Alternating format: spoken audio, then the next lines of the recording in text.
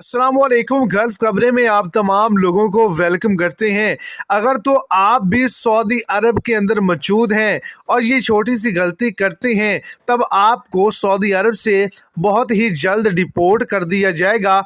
आज के दिन में बहुत ही ज़्यादा ऐसे वर्कर आज़ाद हैं, पाकिस्तानी हैं, इंडियन हैं, जिनको सऊदी अरब से डिपोर्ट कर दिया गया है और ये कहा गया है कि ईद से पहले पहले इन तमाम लोगों को सऊदी अरब में गिरफ्तार कर लिया जाएगा। कौन सी ऐसी बड़ी गलती है जो आपको नहीं करनी, इसी हवाले से आगे चल के मुकम्मल तो डिटेल्स आपको इसी शॉर्ट सी वीडियो के अंदर मिल जाएंगी।